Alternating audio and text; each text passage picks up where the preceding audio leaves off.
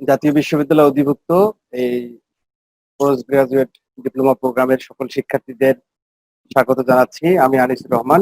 আজকে তৃতীয় number class আমি নেব। আজকে আমরা যে বিষয়টা আলোচনা করব, আমরা ইউনিট 2 গত দুটো ক্লাসে শেষ করেছি। আজকে আমরা ইউনিট 1 গত দুটো ক্লাসে শেষ করেছি। আজকে আমরা ইউনিট 2 থেকে আলোচনা করব। ইউনিট 2 এর প্রথম অংশটুকু আছে, আপনাদের হাতে যদি সিলেবাস থাকে তাহলে আপনারা দেখবেন যে ওখানে হিস্ট্রি অফ বুক, বইয়ের ইতিহাস সম্পর্কে দেওয়া আছে। তো হিস্ট্রি অফ বুকস, এই বইয়ের ইতিহাস সম্পর্কে যে আলোচনাটা আছে সেখান থেকে আমরা দুই ধরনের প্রশ্ন হতে পারে। তো যে দুই ধরনের বা দুই তিনটে প্রশ্ন একসঙ্গে মিলে আমরা আজকে পুরো বিষয়টা আলোচনা করব। পরীক্ষায় সাধারণত এর মধ্যে থেকে যে কোনো একটা পরীক্ষায় আসবে ইয়ে থেকে।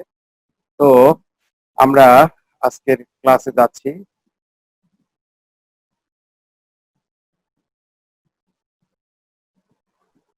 আমরা আজকে আলোচনা করব বই কাকে বলে, বইয়ের যে সংজ্ঞা, বইয়ের ইতিহাস সম্পর্কে, বিবর্তন, এই সম্পর্কিত বিষয়গুলো, এর ফিচার অর্থাৎ একটা বইয়ের কি ধরনের বৈশিষ্ট্য থাকা উচিত, আর বই কি ধরনের হয়, অর্থাৎ বইয়ের বিভিন্ন ধরনের প্রকারভেদ বা বইয়ের বিভিন্ন ধরনের অংশ আছে, সেই সম্পর্কে আমরা আলোচনা করব। আশা করি আপনারা যদি মনোযোগ দিয়ে শোনেন তাহলে এই পরীক্ষায় যে প্রশ্ন আসবে সেটা আপনারা সুন্দরভাবে অ্যান্সার করতে পারবেন। তো আমরা আলোচনা যাচ্ছি বই। আমরা জানি বইয়ের ইংরেজি শব্দ হচ্ছে বুক। আমরা যদি বুক শব্দটা কিভাবে আসলো সেটা যদি ইতিহাস দেখতে চাই তাহলে আমরা দেখতে পারবো যে বই এর ইংরেজি শব্দ হচ্ছে বুক, আর বুক শব্দটির উদ্ভব ঘটেছে প্রাচীন ইংরেজি শব্দ বুক, বিওসি থেকে। যার আবার এই বিওসি যে বুক আছে এর আদি উৎস জার্মান শব্দ বিওকে, বুক থেকে। আর এই শব্দটি, এই বুক যে শব্দটা আছে, এই বুক শব্দটি উদ্ভব হয়েছে বিস নামক একটা শব্দ থেকে, যেটা আমরা, বিস হচ্ছে একটা গাছ, যেটা হচ্ছে আহ এটা হচ্ছে সমুদ্রের তীরবর্তী অঞ্চলে এটা জন্মায় এবং একটা সবুজ গাছ, পাতা বিশিষ্ট, এবং এর গাছের যে বাকলগুলো আছে সেই বাকলগুলো অনেকটা পাতলা এবং মসৃণ হয়ে থাকে। এই বীজ গাছের নাম থেকেই ধারণা করা হচ্ছে যে এই বুক শব্দটির উদ্ভব ঘটেছে। আপনি এতটুকু বইয়ের সংজ্ঞা বা এই ধরনের প্রশ্নে আসলে আপনি এই অংশটুকু দেবেন। তো এই যে আমরা ধারণা করতেছি যে ইন্দো ইউরোপীয়রা এই বীজ গাছের যে ছাল আছে সেই বীজ গাছের ছাল থেকে তারা লেখালেখির কাজ করত, এবং এই তখন যখন তারা এই গাছের ছাল দিয়ে লেখালেখি করতো এবং এই গাছের ছালে লেখালেখি করতো, বা গাছের পাতা ছিল এক ধরনের সবুজ গোলাকৃতির, সেই পাতা দিয়ে, বর্গাকৃতি ছিল, তারা এই পাতা দিয়ে লেখালেখি করতো এবং সেই পাতায় লেখালেখি করতো বিধায় তারা এই বীজ শব্দটি থেকে লেখালেখি করে যে একটার পর একটা পাতা রাখতো, এই জন্য এটাকে তারা বুক হিসেবে মানে নামকরণ করেছিল। এবং আমরা ধারণা করতে পারি যে এই বীজ গাছের থেকেই এই বুক শব্দটির উদ্ভব হয়েছে। তো আমরা এরপরে অংশে যাচ্ছি যে বুক যেটা ইংরেজি শব্দ, সেটা আমরা বাংলা শব্দ সবাই জানি, যেটা হচ্ছে বই বা গ্রন্থ, পুস্তক, কেতাব, পুঁথি, বহি, পাণ্ডুলিপি ইত্যাদি নামে এটাকে অভিহিত করা হয়ে থাকে। আর আমরা যদি সংজ্ঞা বলতে চাই যে মানুষ তার মনের ভাব বা যে জ্ঞান, অনুভূতি যেটা আছে বা প্রজ্ঞা আছে, সেটা যে লিখিত আকারে বা প্রিন্টেড আকারে যে প্রকাশ করে বা সংরক্ষণ করে যে মাধ্যমে, সেটাকে আমরা বই বলে থাকি। আমরা যদি বইয়ের সংজ্ঞা জানতে চাই তাহলে বইয়ের সংজ্ঞা আমরা বলতে পারি যে বই বলতে আমরা বুঝাই যে কোনো ছাপানো অক্ষর বা ছবি সম্বলিত বা মুদ্রিত, যেটাকে আমরা প্রিন্টেড বলে থাকি, এইরকম কোনো ডকুমেন্ট বা এরকম কোনো জ্ঞান বা কোনো ধরনের তথ্য উপাত্ত সম্বলিত কিছু, যেটা কাগজ বা অন্য কোনো মাধ্যমে, যেটা পাতলা শীট, সেটা কাঠের হতে পারে বা মাটির ফলক হতে পারে, আগেকার যুগের যে লেখন সামগ্রীগুলো ছিল সেই সামগ্রীগুলোর মধ্যে আমরা যদি সেই লেখাগুলো বা জ্ঞানগুলোকে প্রিন্টেড আকারে বা হাতে লেখে বা অন্য কোনো মাধ্যমে যদি আমরা সেটাকে লিপিবদ্ধ করি এবং সেটাকে বাধাই করে মলাটের ভিতরে আবদ্ধ করে রাখি, সেটাকে আমরা বই বলবো। তো এখানে হীরেন্দ্রনাথ নারায়ণ মুখোপাধ্যায় বলেছেন যে বই বলতে আমরা বুঝি যে মনীষীদের যে বিভিন্ন ধরনের চিন্তাধারা, সেটা লিপিবদ্ধ প্রকাশকেই আমরা বই বলে থাকি। এখন সাধারণত বর্তমান যুগে দেখা যাচ্ছে পাণ্ডুলিপিগুলো লেখক নিজেরাই হাত দিয়ে রচনা করেন, কিছু কিছু ক্ষেত্রে ছাড়া। আর আগেকার যুগের বইগুলো রচনা করার জন্য আলাদা লিপিকার ছিল, তারা হচ্ছে সেই জিনিসগুলো লিপিবদ্ধ করে রাখতো। তাহলে আমরা বলতে পারি যে মনীষীদের যে চিন্তাধারা, যে জ্ঞানগুলো আছে, সেগুলো যে লিপিবদ্ধ যে প্রকাশ, সেটাকে আমরা বই হিসেবে উল্লেখ করতে পারি। এখানে আরেকটা সংজ্ঞা যেটাকে আমরা একেবারেই স্বীকৃত একটা সংজ্ঞা বলে বলি, সেই সংজ্ঞাটা অবশ্যই আপনারা দিবেন যে ইউনেস্কোর মধ্যে আসলে বই বলতে আমরা কি বুঝি। ইউনেস্কো সংজ্ঞা বলেছেন যে 65 পৃষ্ঠা ছাড়া কমপক্ষে 49 পৃষ্ঠার যে প্রকাশনা, সেই প্রকাশনাকে আমরা বই বলবো, এবং সেই প্রকাশনাটা অবশ্যই সাময়িকী নয়, এরকম প্রকাশনাকে বোঝাচ্ছে। তাহলে সাময়িকী নয় বলতে আমরা কি বুঝি? সাময়িকী নয় বলতে হচ্ছে নন পিরিয়ডিক্যাল, ইংরেজিতে যদি বলি আমরা হচ্ছে নন পিরিয়ডিক্যাল ম্যাটেরিয়াল। তাহলে আমাদের সাধারণত এই প্রকাশনাগুলো, লিখিত যে প্রকাশনাগুলো, সেটা দুই ধরনের হয়ে থাকে, একটা পিরিয়ডিক্যাল ম্যাটেরিয়াল, একটা হচ্ছে নন পিরিয়ডিক্যাল ম্যাটেরিয়াল। তাহলে সাময়িকী নয়, নন পিরিয়ডিক্যাল ম্যাটেরিয়াল বলতে যেটা নির্দিষ্ট সময় অন্তর অন্তর প্রকাশিত হয় না। তাহলে নির্দিষ্ট সময় অন্তর অন্তর প্রকাশিত হয় কোনটা? সেটাও কিন্তু এই লিখিত থাকতে পারে, সেটাও 49 পৃষ্ঠার বেশি থাকতে পারে, সেই জিনিসটাও থাকতে পারে, কিন্তু সেটাকে আমরা বই বলতে পারি না। তাহলে যে জিনিসটা নির্দিষ্ট সময় অন্তর অন্তর প্রকাশিত হয় সেটাকে আমরা বলবো হচ্ছে জার্নাল। আর যেটা নির্দিষ্ট সময় অন্তর অন্তর প্রকাশিত হয় না সেটাকে আমরা বই বলবো। এখন অনেকে প্রশ্ন থাকতে পারে যে স্যার, বই তো নির্দিষ্ট সময় অন্তর অন্তর প্রকাশিত না হলে মাঝে মাঝে প্রকাশিত হয়, কিন্তু এটার প্রকাশিত হতে পারে, সেটা 1 মাস পরে হতে পারে, 6 মাস পরে হতে পারে, 1 বছর পরে হতে পারে, 10 বছর পরে হতে পারে। কিন্তু বই প্রকাশের ক্ষেত্রে নির্দিষ্ট কোনো বাধা ধরা নিয়ম নেই যে একটা বই, আমি আনিসুর রহমান একটা বই প্রকাশ করলাম, এই বই প্রকাশ করার পরে এটা 6 মাস পরে আবার এই বইয়ের দ্বিতীয় কোনো সংখ্যা প্রকাশিত হবে, এই ধরনের কোনো বাধ্যবাধকতা থাকবে না। অর্থাৎ সেটা অবশ্যই নন পিরিয়ডিক্যাল ম্যাটেরিয়ালস হতে পারে। এখন আমি 1000 কপি বই ছাপালাম বা আমি প্রিন্ট করলাম, করার পরে দেখা গেল যে 6 মাস পরে বইগুলো শেষ হয়ে গেল, তাহলে আমি দ্বিতীয় মুদ্রণ তৈরি করতে পারি। বা আমি 1000 কপি ছাপানোর পরে মনে হলো যে এর মধ্যে কিছু ভুল ভ্রান্তি বা নতুন কিছু আপডেট করা দরকার, তখন আমি দ্বিতীয় সংস্করণ প্রকাশ করতে পারি, সেটা আমার ইচ্ছার মতো। কিন্তু আমাকে বাধ্যতামূলক যে কোনো একটা নির্দিষ্ট সময় অন্তর অন্তর ছাপাতে হবে সেটা না। সেটাকে আমরা সাময়িকী নয় এরকম জিনিসকে বুঝি, অর্থাৎ নন পিরিয়ডিক্যাল ম্যাটেরিয়াল। তাহলে আপনারা এই জিনিসটা মনে রাখবেন যে ইউনেস্কো বলেছেন যে একটা বই হওয়ার জন্য কাভার পৃষ্ঠা ছাড়া 49 পৃষ্ঠা হতে হবে ন্যূনতম, অর্থাৎ 49 পৃষ্ঠার অধিক হতে হবে। এখন 49 পৃষ্ঠার নিচ কম যদি হয় তাহলে সেটাকে আমরা কি বলবো? 49 পৃষ্ঠার কম যদি হয় তাহলে আমরা সেটাকে বলবো হচ্ছে পুস্তিকা, যেটা বই হিসেবে আমরা অভিহিত করতে পারবো না। তাহলে হচ্ছে আমরা বুঝলাম যে নির্দিষ্ট সময় অন্তর অন্তর প্রকাশিত হয় না এই ধরনের কোনো প্রকাশনা, যেটা বাধাইকৃত থাকে কিভাবে? 3 দিক দিয়ে বাধাইকৃত, মানে একদিকে বাধাইকৃত থাকে এবং 3 দিকে খোলা থাকে। এইরকম বাধাইকৃত কোনো প্রিন্টেড বা লিখিত ডকুমেন্ট, সেই ডকুমেন্টটাকে আমরা বই হিসেবে আখ্যায়িত করতে পারবো, যার পৃষ্ঠা সংখ্যা ন্যূনতম 49 পৃষ্ঠা হবে। এইরকম প্রকাশনাকে আমরা বই হিসেবে আখ্যায়িত করবো। তাহলে আশা করি আপনারা বই সম্পর্কে মোটামুটি একটা ধারণা পেয়েছেন। আচ্ছা, এরপরে হচ্ছে আবার লাইব্রেরি সায়েন্সে যেহেতু পড়তেছেন, লাইব্রেরি এবং বই সম্পর্কে ধারণা থাকা দরকার, এই জন্য এই জিনিসটা আপনারা একটু মনে রাখবেন। এরপরে আমরা আসবো যে বইয়ের ইতিহাস বা বিবর্তন সম্পর্কে। আমরা যদি বইয়ের ইতিহাস বা বিবর্তন নিয়ে বলতে চাই, তাহলে আগেকার যুগে আমরা যেমন গত আহ প্রথম ক্লাসে আমরা আলোচনা করেছিলাম যে গ্রন্থাগারের ইতিহাস সম্পর্কে। তো এখানে আমরা বলেছিলাম যে রাজা আশুকবাণীর পাল একজন একাধারে ভালো যোদ্ধা ছিলেন এবং উনি একজন ভালো শাসক ছিলেন, অর্থাৎ রাজা ছিলেন, এবং তারপরে যদি ফাইনালি বলি যে উনি একজন গ্রন্থাগারিক ছিলেন। তো তখনকার দিনের গ্রন্থাগার গুলোতে সংগ্রহগুলো বর্তমান কিন্তু এই যে সুন্দর আমরা চকচকে বিভিন্ন কালারের সুন্দর বাধাই করা কাগজে, অনেকগুলো কাগজে বাধাই করা যে ডকুমেন্ট বা যে বইগুলো দেখি, তখনকার যুগে কিন্তু সেরকম ছিল না। তখনকার যুগে কি ছিল? তখনকার যুগে ছিল মাটির ফলক, অর্থাৎ মাটির বিভিন্ন রকম সাইজ বা শেপ দিয়ে সেগুলোর উপরে দাগ কেটে কেটে লেখে বই প্রকাশ করতে, এবং সেগুলোকে আগুনে পুড়ে একটার পর একটা সংরক্ষণ করতে। এছাড়া গাছের বাকল বা গাছের ছাল ছিল, পার্চমেন্ট ছিল, ভেলাম ছিল, এইরকম বিভিন্ন ধরনের ডকুমেন্ট গুলো ছিল, সেগুলো দিয়ে তারা বই রচনা করতো। তখনকার যুগে বই রচনা কিন্তু বর্তমান সময়ের চেয়ে অনেক বেশি এক্সপেন্সিভ ছিল, এবং সবার জন্য কিন্তু বই পুস্তক বা জ্ঞান এগুলো পড়ার সৌভাগ্য সবারই হতো না। বিশেষ করে ধর্মীয় যারা নেতা ছিল বা যারা ওই সাম্রাজ্যের প্রধান বা রাজ্য পরিচালনার সাথে সংশ্লিষ্ট যারা ছিল, তারাই হচ্ছে এই বই ব্যবহার করতে পারত। তাহলে আমরা যদি বইয়ের ইতিহাস বলতে চাই, তাহলে হচ্ছে প্রাচীন যুগের যে বইগুলো বর্তমান বইয়ের থেকে একদম আলাদা ছিল, এবং প্রাচীন যুগের বইগুলোর ধরন বর্তমান যুগের বইগুলো থেকে একেবারেই আলাদা ছিল। তো এখানে আমরা দিয়েছি যে অতীতকালের দিকে যদি আমরা তাকাতে যাই, তাহলে প্রাচীনকালে মানুষ কি করতো? পাথর বা মাটির ফলক, চামড়া, গাছের পাতা বা গাছের ছাল, কাঠের টুকরো, ধাতুর পাত ইত্যাদি বস্তুতে তারা হচ্ছে লিখতো। সেগুলোকে, ওই লেখাগুলোকে তারা একটার সঙ্গে একটা সংরক্ষণ করে বা সেগুলোকে তারা বই আকারে একটা শেপ দিত। তখনকার যুগের বইগুলো কিন্তু ছিল ওই রকম। তো আমরা যদি বইয়ের ইতিহাস যদি দেখতে চাই বা বইয়ের বিবর্তন যদি দেখতে চাই, তাহলে আমরা দেখতে পারি যে খ্রিস্টপূর্ব 1800 সালে, অর্থাৎ খ্রিস্টপূর্ব 1800 সালে, এটা হচ্ছে মিশরে বর্ণমালা ভিত্তিক প্রথম লেখনের যে উদ্ভব হয়, তখনই কিন্তু আমরা বইয়ের সূচনা হিসেবে বলতে পারি। অর্থাৎ লেখন না থাকলে তো বই থাকতো না। অর্থাৎ তখনকার লেখনগুলো কিন্তু বর্তমান যে আমরা এই যে বর্ণমালাগুলো লিখি, ইংরেজি, বাংলা বা অন্যান্য ভাষার যে বর্ণমালা, তখন সেরকম বর্ণমালা ওই রকম ভাবে ছিল না। তখন ছিল কিরকম, লেখনের জন্য তারা একটা শব্দকে একটা সিম্বল আকারে তারা রূপদান করতো, অর্থাৎ একটা চিহ্ন হিসেবে বা একটা ছবি বা একটা চিত্রের মতো করে বিভিন্ন ধরনের চিত্র সমন্বয়ে তারা এই ভাষাগুলো প্রকাশ করতো। আমরা এই লেখন সামগ্রীর উদ্ভব আগামী ক্লাসে যখন আলোচনা করব তখন আরো ভালোভাবে এই জিনিসটা আপনারা বুঝতে পারবেন, তখন আরো বিস্তারিত এই বিষয় নিয়ে আমরা আলোচনা করব। তাহলে আমরা বলতে পারি যে খ্রিস্টপূর্ব 1800 সালের এই মিশরে যে বর্ণমালা ভিত্তিক লেখনের উদ্ভব হয় তখন থেকে কিন্তু এই বইয়ের সূচনাটা আমরা লক্ষ্য করতে পারি।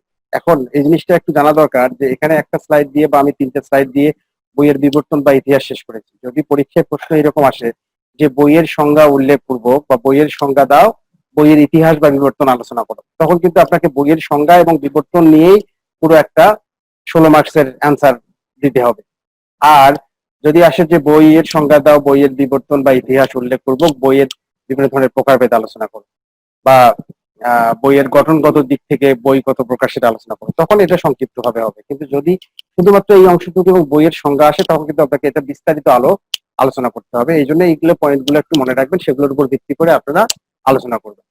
আচ্ছা, আমরা এই সেই সময়ে যে লিখন পদ্ধতির নাম ছিল হচ্ছে বুস্টোফেডন। এই বুস্টোফেডন এর আবিধানিক অর্থ হচ্ছে ষাঁড়ের মোড় ঘোরা। অর্থাৎ তখনকার যুগের যদি লেখাগুলো আমি একটু ব্যাখ্যা করতে চাই, তাহলে তখনকার আমরা যেমন এখন বা দিক থেকে বাংলা লেখা শুরু করি, ডান দিক থেকে গিয়ে পৃষ্ঠার শেষে শেষ হয়। আবার আরবি হরফের কথা যদি বলি, বা আরো কিছু হরফ আছে যেগুলো ডান দিক থেকে শুরু হয় বা দিক থেকে শেষ হয়, আবার দ্বিতীয় লাইন হচ্ছে ডান দিক থেকে শুরু হয়। কিন্তু এই বুস্টোফেডন যে লেখাটা, তখনকার মধ্যে অনেক ধরনের লিমিটেশন ছিল। অর্থাৎ তারা লিখতো, যারা এই পাণ্ডুলিপিগুলো লিখতো বা এগুলো পাণ্ডুলিপিগুলো পাঠ করতো, তারা ছাড়া অন্য কোনো ব্যক্তিরা এই জিনিসটা বুঝতো না যে আসলে কিভাবে লিখেছেন, বা এটা পাঠ উদ্ধার করার যে পদ্ধতি সে সম্পর্কে তাদের ক্লিয়ার ধারণা এরকম ছিল না। তো এই যে বুস্টোফেডন লেখাটার যার অর্থ হচ্ছে ষাঁড়ের মোড় ঘোরা, এটা দিয়ে হচ্ছে তারা লেখা শুরু করতে হচ্ছে বাঁ দিক থেকে, বাঁ দিক থেকে এসে ডান দিকে শেষ হয়ে আবার ডান দিক থেকে দ্বিতীয় লাইন শুরু হতো, শুরু হয়ে আবার বাঁ দিক থেকে যেত, এভাবে চলতো। অথবা আরেকটা শুরু হতো কিভাবে, আমরা যদি বলি পৃষ্ঠার শুরুতে, অর্থাৎ এখান থেকে শুরু হয়ে এখানে শেষ হয়ে আবার এই দিক দিয়ে যেত, অর্থাৎ গোল আকৃতির ভাবে ঘুরে ঘুরে যেত, অর্থাৎ বৃত্তাকৃতির যেটা আমরা বলি, সেইভাবে তাদের লেখাগুলো শুরু হতো। এটা বিভিন্ন ধরনের লিপিকার যারা লিখতো তারা তাদের লেখার ধরন বা তাদের ইয়ে অনুযায়ী তারা ইচ্ছে মতো লিখতো। আর এখানে আরেকটা বড় লিমিটেশন বা অসুবিধা ছিল এই বুস্টোফেডনের, যে এখানে কোনো মানে আহ, কোনো ধরনের বিরাম চিহ্ন, দাড়ি, কমা, সেমিকোলন এই ধরনের কোনো ব্যবহার ছিল না এই সময়গুলোতে তারা যে লিখতো। এবং আরো একটা বড় ধরনের অসুবিধা ছিল যে একটা শব্দের পরে আর একটা শব্দের যে স্পেস বা ফাঁকা যে রাখতে হবে, সে ফাঁকা রাখাটা এটা তারা মানে জানতোই না যে এটা রাখা যায়। তাহলে হচ্ছে কোনো ধরনের জ্যোতি বা বিরাম চিহ্ন যদি না থাকে, একসঙ্গে যদি লেখা থাকে, তাহলে কিন্তু অনেক সময় বাংলা লেখাও আমরা পড়তে একটু ইয়ে হয়ে যায়। অনেক সময় আমাদের দেখবেন যে বাংলা কম্পিউটারে যখন লিখি, কোনো একটা ফন্ট বা কোনো একটা সিস্টেমের সমস্যার কারণে এখানে সবগুলো একই সঙ্গে হয়ে যায়, কিন্তু আমরাও কিন্তু সেটা ঠিক মতো পাঠোদ্ধার করতে পারি না।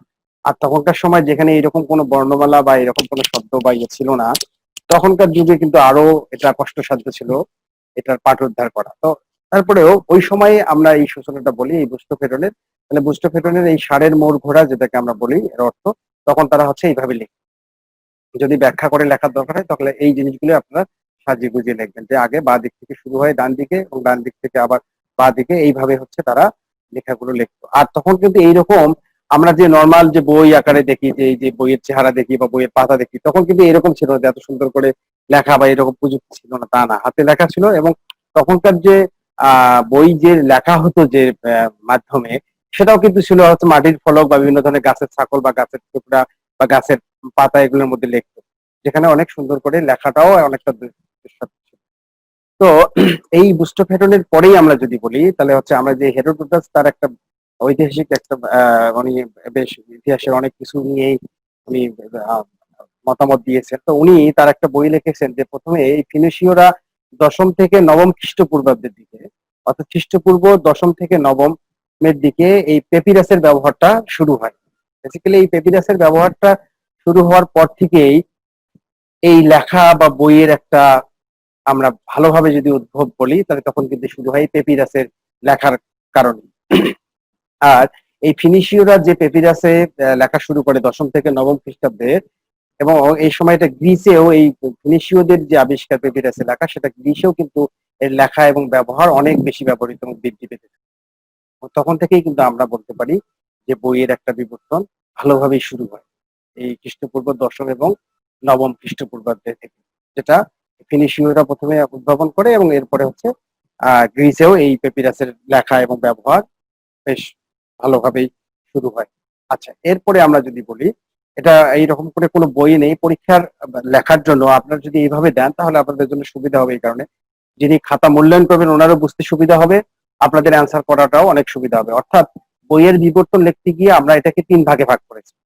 অর্থাৎ এটা আমার মতো করে আমি ভাগ করেছি, সেটা আমি 3টে যুগকে ধরেছি। একটা আদি যুগ হিসেবে ধরেছি, একটা হচ্ছে মধ্যযুগ এবং একটা হচ্ছে আধুনিক যুগ।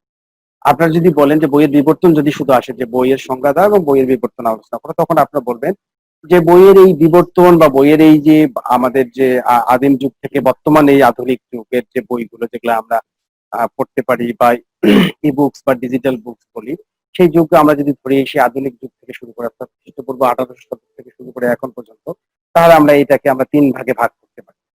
একটা আদি যুগ, একটা হচ্ছে মধ্যযুগ এবং একটা আধুনিক। আপনারা এইভাবে যদি ব্যাখ্যা করেন তাহলে খুব একটা অসুবিধা হবে না এবং এটা আপনাদের জন্য বুঝতে সুবিধা হবে। তাহলে আদি যুগ বলতে আসলে আমরা কোনটাকে বুঝি সেটা একটু আমরা আলোচনা করি।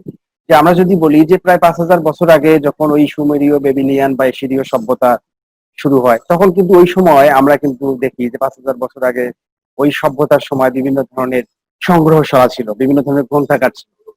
তখনকার যে সংগ্রহশালা বা গ্রন্থাগার গুলো ছিল, তাদের সংগ্রহে ছিল কি এইরকম বর্তমান যুগের বই বা এরকম কোনো তালপাতার লেখা, বা বলেন আমরা যদি এখন ইভেন বলি যে পেপিরাসের কথা যেটা বললাম, সেটাও কিন্তু ওইরকম ভাবে তাদের ইয়ে ছিল। তাদের ছিল কি মাটির ফলকে তারা দাগ কেটে লিখতো, এরপরে ওই দাগ কেটে লেখাগুলোকে তারা আগুনে পুড়ে, বর্তমান যেমন আমরা এখনো দেখি গ্রাম অঞ্চলে যে মাটির বিভিন্ন ধরনের পাত্র বানানো, তারা ওই রকমই যে মাটির পাত্রে আমরা বিভিন্ন ধরনের চিত্র অঙ্কন করি, ঠিক তদ্রুপ তখনকার যুগে তারা বই রচনা করতো ওই মাটির বিভিন্ন ধরনের ফলক তৈরি করে ওখানে দাগ কেটে বিভিন্ন ধরনের চিত্র দিত এবং সেগুলোকে আগুনে পুড়ে এটাকে স্থাপন শক্ত করে সেটা তারা লাইব্রেরিতে বা তাদের যে ধর্মীয় যে প্রতিষ্ঠানগুলো আছে যেখানে তারা গ্রন্থাগার হিসেবে অভিহিত করতো বা লাইব্রেরি যখনকার যুগে ছিল সেখানে তারা সংরক্ষণ করতো। এবং সেখানে সংরক্ষণ করার জন্য কিন্তু বেশ ওই সময়ের যুগে আমরা যদি বলি ওই সুমেরীয়, বেবিলিয়ান, অ্যাসিরিয়ান সভ্যতার সময়েও বর্তমান আমরা আধুনিক কালে যে ক্যাটালগ ক্লাসিফিকেশন দেখি, সেই সময় কিন্তু তারা বিভিন্ন ওই মাটির ফলকের লেখা বা কোন বিষয়গুলো সেগুলোর ধরনের উপর ভিত্তি করেও কিন্তু তারা হচ্ছে ওই আহ বিভিন্ন ধরনের ক্যাটালগ বা বিভিন্ন ধরনের চিহ্ন ব্যবহার করে বিভিন্ন ধরনের বিষয়গুলো আলাদা আলাদা ভাগ করত। এবং তাদের আগেকার যুগে রাখার জন্য বর্তমান যেমন আধুনিক যুগে আমরা বুক শেলফ দেখি, তাদের ওইরকম বিভিন্ন ধরনের একটা খুপরির মতো বলতো, সেই জায়গায় তারা রাখতো এবং কোনোটাতে দেখা গেল যে একটার মধ্যে 8টা ফলক রাখা যাচ্ছে, কোনোটাতে 16টা বা কোনোটা 10টা, ওইরকম বিভিন্ন সাইজ অনুযায়ী তারা সেভাবে তারা বানাতো ওই জিনিসগুলো এবং সেগুলোতে সংরক্ষণ করতো, বিষয় ভিত্তিক ভাবে তারা এই জিনিসগুলো সংরক্ষণ করতো। তাহলে আমরা আদি যুগ যদি বলি তাহলে এই সুমেরীয়, বেবিলিয়ান এবং এশিরিয়ান যে সভ্যতার শুরু, সেই সময় তারা হচ্ছে আগুনে পুড়ে এই এই লেখাগুলো লিখতো এবং তারা হচ্ছে সেগুলো সংরক্ষণ করতো। এটা একটা বিষয়। এরপরে আমরা যদি দেখি যে গ্রিক, রোমান এবং চীনারা এই পেপিরাস এবং পার্চমেন্ট দ্বারা এই বই তৈরি করা শুরু করে এবং এটাই বেসিক্যালি আমরা বইয়ের যদি বলি যে একটা মোটামুটি ভালোভাবে একটা বিবর্তন শুরু হওয়া, সেটা ওই গ্রিক, রোমান এবং চীনারা এই পেপিরাস এবং পার্চমেন্টের দ্বারা পাকানো খলির মাধ্যমে তৈরি করে। এখানে আমি চিত্রের মাধ্যমে দেখানোর চেষ্টা করেছি, যেমন 5000 বছর আগে যে মাটির ফলক তারা কিন্তু অনেকটা এইরকম ছিল, যেখানে তারা বিভিন্ন দাগ চিহ্ন দিয়ে তারা কিন্তু এটা তৈরি করে। আর এই যে এই বলে এই পাকানো ফলি বা স্ক্রোল যেটা আছে, যে স্ক্রোল দিয়ে বই তৈরি করতে, সেটা চিত্র কিন্তু এই 2 নাম্বার চিত্রটা দেখতেছেন অনেকটা সেটাই। তো এই স্ক্রোল গুলো তারা এমন ভাবে রচনা করতো, অর্থাৎ অনেকগুলো পাতা একসঙ্গে জোড়া দিয়ে বা তারা সেভাবে তৈরি করতো এবং সেটা রোল করা থাকতো এবং রোল করে একটা সুতা দিয়ে বেঁধে অথবা তারা একটা চামড়ার বা অন্য কোনো কিছু দিয়ে একটা আহ এটাকে বলা হচ্ছে যে সুরক্ষার জন্য তারা প্যাকেটের মতো করে গোল করে সেটার মধ্যে রক্ত ভেতরে রেখে সেটা আবদ্ধ করে রাখে।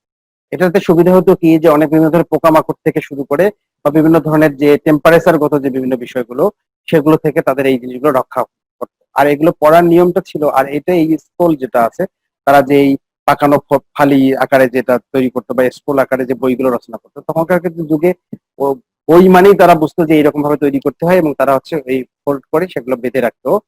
আর এটা শুরু হয় হচ্ছে বাঁ দিক থেকে পড়া শুরু করতে হয়।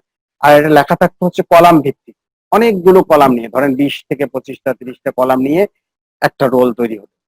এই রোল গুলো তৈরি পড়া হতো বাঁ দিক থেকে। বাঁ দিক থেকে যখন একটা কলাম পড়া হতো তখন সেটা আহ ডান দিক থেকে খোলা হতো, আবার বাঁ দিক থেকে আবার রোল করে সেটা বন্ধ করে রাখা হতো। অর্থাৎ আমরা বাঁ দিক থেকে যখন এই রোলটা খুলতো, ডান দিক থেকে খুলতো, খোলার পরে যখন একটা রোল পড়া হতো এদিকে আবার একটু ফোল্ড করতো, আবার ডান দিকে আর একটু ঘোরানোর পরে ডান দিকের আর একটা পেজ আসতো, সে পেজটা পড়তো। এরকম করে একদিক থেকে ফোল্ড করা শুরু করতো বাঁ দিক থেকে, আবার ডান দিক থেকে খুলে খুলে পড়া হতো। এই চিত্রটা দেখলে আপনারা বুঝতে পারবেন যে ডান দিক থেকে আমরা যদি খুললে কিন্তু একটা পেজ দেখা যাচ্ছে বা একটা কলাম দেখা যাচ্ছে। এটা পড়ার পরে বাঁ হাত দিয়ে তারা আবার এই রোলটা বন্ধ করতো, তাহলে একদিক থেকে বন্ধ করতো, আরেক দিকে ডান দিক থেকে তারা খুলে এই যে ফালিগুলো আছে সেগুলো তারা হচ্ছে করতো। এটা ব্যবহার করার নিয়ম ছিল এটাই। আর আমরা যদি বলি তাহলে খ্রিস্টীয় প্রথম শতকের পর থেকে, অর্থাৎ আমরা যদি বলি খ্রিস্টীয় প্রথম শতক পর্যন্ত এই পেপিরাসের সর্বাধিক ব্যবহার আমরা লক্ষ্য করতাম। যে খ্রিস্টীয় প্রথম শতক থেকে এর ব্যবহার আমরা ভালোভাবে দেখছি। তাহলে আগেকার যুগে, একেবারে প্রাচীন যুগে আমরা দেখতাম হচ্ছে মাটির ফলক।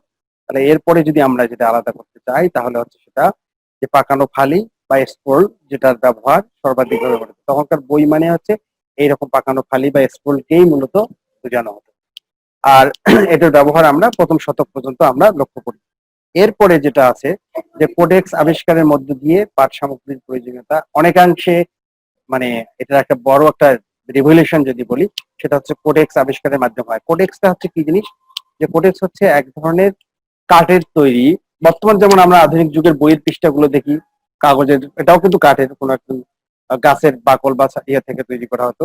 তা এই কোডেক্সটা হচ্ছে এই কাঠগুলো বিশেষভাবে তৈরি করে সেটা পাতলা করে সেটাকে ফেরে সেটার উপর মোমের এক ধরনের প্রলেপ দিয়ে সেটা তৈরি করা হতো। তৈরি করার পরে অনেকগুলো কোডেক্সকে একসঙ্গে রেখে একটা বই আকারে সেটা বাঁধে। আর এই বইটা, এই ঝুমুর সাউন্ডটা একটু কমাই দাও।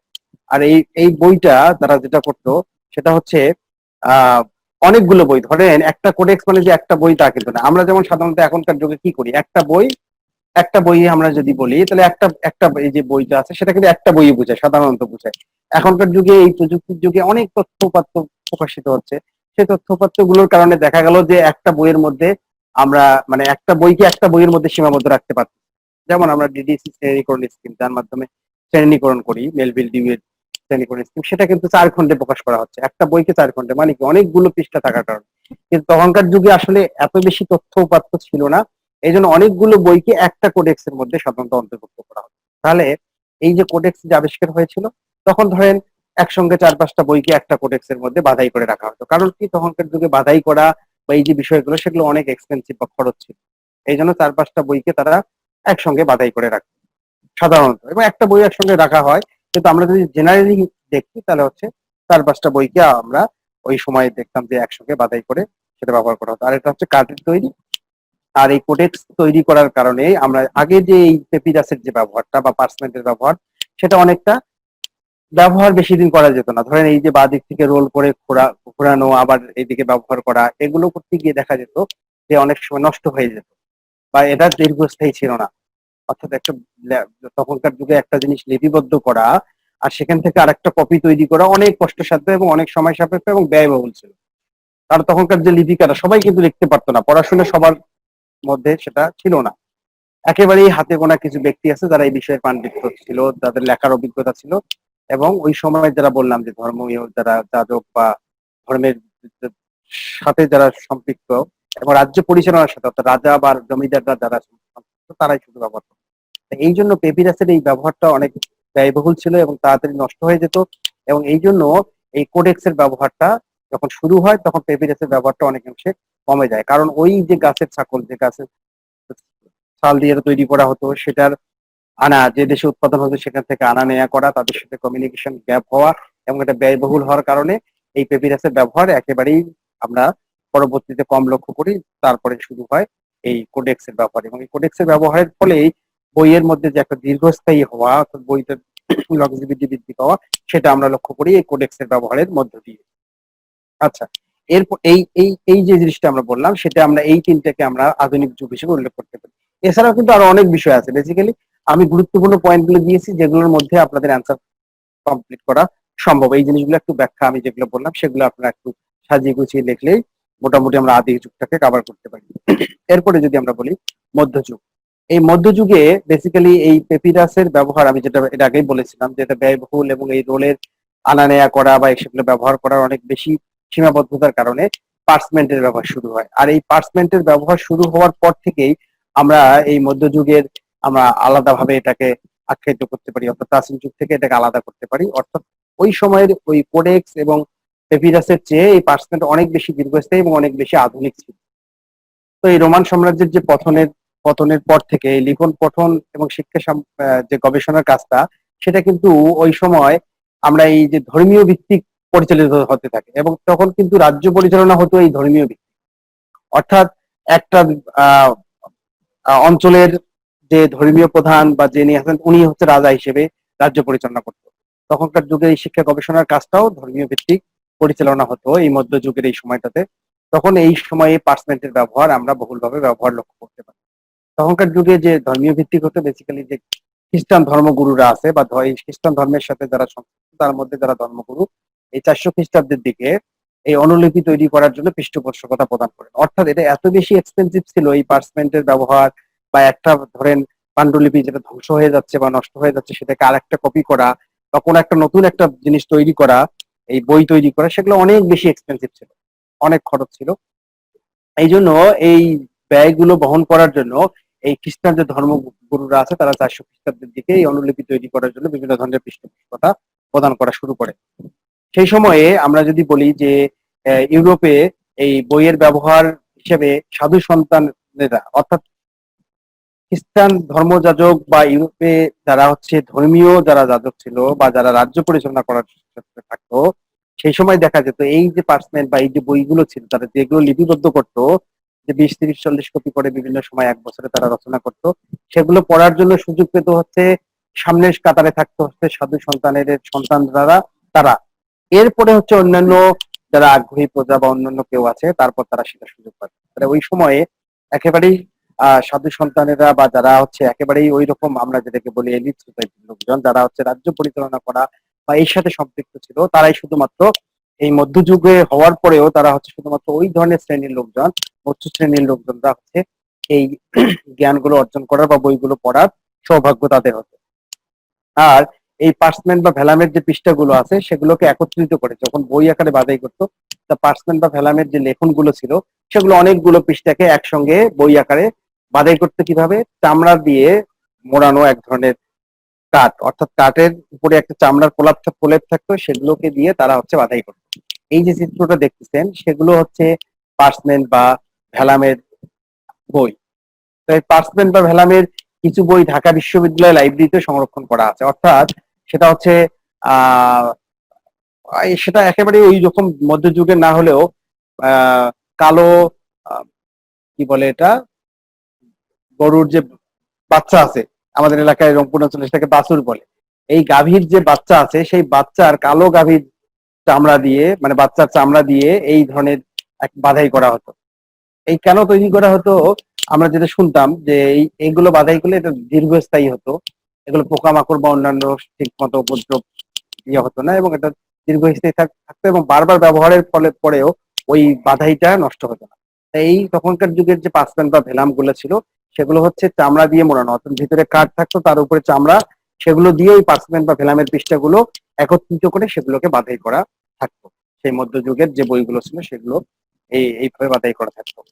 এরপরে সপ্তম সপ্তম শতকে যে আইরিশ সন্ন্যাসীরা আছে, এরা শব্দের মধ্যে যে স্পেস রাখা, যে একটা শব্দ থেকে একটা শব্দের যে স্পেস, সেই স্পেসের প্রচলন করার ফলে এই বইয়ের ব্যবহারটা আরো অনেকটা সহজ এবং আধুনিক হয়। এই সময় তারা এই কিছু কিছু আহ বিরাম চিহ্নের ব্যবহারও তারা হচ্ছে ব্যবহার করে।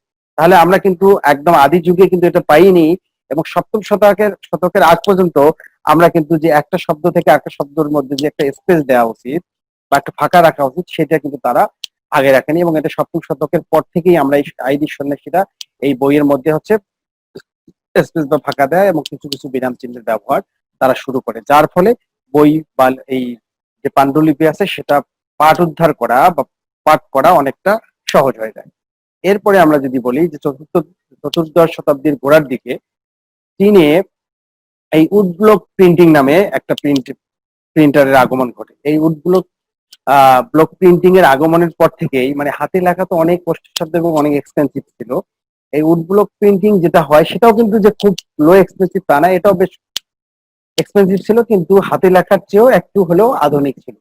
এবং এই এই উডব্লক প্রিন্টিংটা চীনে যেটা তৈরি হয় সেটা পুরো ইউরোপ জুড়ে ব্যাপক জনপ্রিয়তা সেই সময় লাভ করে এই চতুর্দশ শতাব্দীর গোড়ার দিকে। এই চতুর্দশ শতাব্দীর গোড়ার দিকে এই প্রিন্টিং আসার পরে এবং এই প্রিন্টিং এর যে নামগুলো সেগুলো তারা দিত হচ্ছে যে বইগুলো রচনা করতো সেগুলো হচ্ছে উডব্লক প্রিন্ট নামে এক ধরনের প্রিন্ট আছে, সেই প্রিন্ট দিয়ে তারা হচ্ছে এই বইগুলো রচনা করতো বা লিখতো, যেগুলো হাতে লেখার চেয়ে একটু হলেও কম সময় লাগতো এবং সেগুলো অনেকটা বোঝা যেত এবং ওখানে কিছুটা হাতে লেখার চেয়ে হাতে লিখলে অনেক ধরনের ভুল বা ভ্রান্তি বা অনেক কিছু মিসিং থাকতো, কিন্তু সেখানে এক্ষেত্রে উডব্লক প্রিন্টিং এ সেটা কিছুটা লাঘব করা সম্ভব হতো। আর অনুলিপি তৈরি করার ক্ষেত্রে উডব্লক প্রিন্টিংটা বেশ জনপ্রিয়।